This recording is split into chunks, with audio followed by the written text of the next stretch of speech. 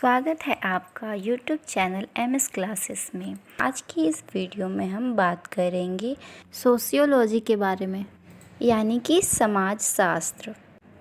समाज शास्त्र को जानने से पहले मन में यह बात आती है कि समाज क्या है, तो थोड़ा सा समाज के बारे में जानें।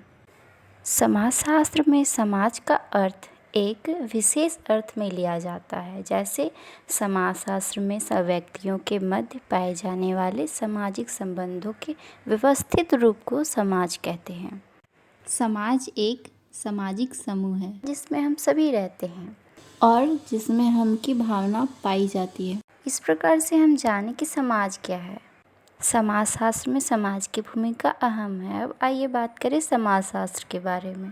समाजशास्त्र समाज का विज्ञान है और इस शास्त्र के अंतर्गत मुख्य रूप से समाज का अध्ययन किया जाता है। समाज के बारे में बताया जाता है, समाज के बारे में हम जानकारियाँ प्राप्त करते हैं। समाजशास्त्र की मुख्य विषय वस्तु सामाजिक संबंध है। यह समाज का वर्णन तथा सामाजिक संबंधों का घटनाओं का वर्णन करता है। समाजशास्त्र की परिभाषा तो कई समाजशास्त्रियों ने दिया है, लेकिन उनमें से कुछ इस प्रकार है। मैकाइवर ने समाजशास्त्र को सामाजिक संबंधों का जाल माना है। वहीं अगस्त कॉम्ट के अनुसार हम देखते हैं समाजशास्त्र सामाजिक व्यवस्था और प्रगति का विज्ञान है, यानी कि हम जिस समाज में रहते हैं उसकी प्रगति, उसके समरूप, उसकी संस्कृति इत्यादि का विज्ञान है। इस प्रकार तो स्पष्ट है, समाजशास्त्र में हम सामाजिक संबंधों इत्यादि को जानते हैं, समझते हैं। साथ ही साथ सामाजिक संस्थाओं का भी अध्ययन करते हैं हम समाजशास्त्र के अंतर्गत। और समाजशास्त्र एक अनुशासन है जो हमारे सामाजिक तथा संस्कृति और संस्थाओं के बारे में जागरूकता, विश्लेषण, विस्तार, जो हमारे जीवन और मानव इतिहास दोनों को गहराई से आकार देता है। साथ ही समाजशास्त्र उन सामाजिक दुनिया को देखने और समझने का एक विशिष्ट नज़रिया प्राप्त करता है, ज्ञानबोधक तरीका प्रदान करता है, साथ ही जो हमारे जीवन को आकार देता है। इसी चीज़ को आइए हम थोड़ा विस्तार से जानें। समाजशास्त्र यह बताता है कि हम अपने दृष्टिकोण के अलावे अपने से भिन्न लोगों को किस दृष्टिकोण से देखते हैं। सत्य या असत्य दृष्टिकोण से। सत्य एक नहीं, अनेक होते हैं। सत्य एक ही बार में एक ही जैसा नहीं दिखता और अपने आप में अपूर्ण भी होता है।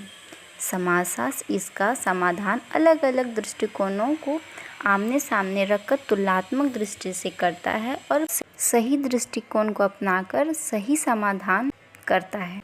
साथ ही इसी को समाजशास्त्र की स्वाभाविक तुलनात्मक मुद्रा भी कहते हैं। इस प्रकार हम देखते हैं अपने और अन्य के प्रति पूर्वाग्रहों को पहचानने में भी सहायक होती है।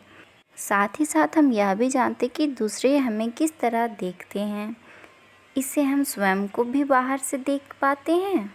अतः लास्ट में यही बोल सकते हैं कि समाज पूर्व तरह एक अपूर्ण सत्ता है और साथ ही साथ समाज की वास्तविक प्रकृति को समझने के लिए समाजशास्त्र का सही तरीका इसको अन्य सामाजिक विज्ञानों से अलग कर देता है।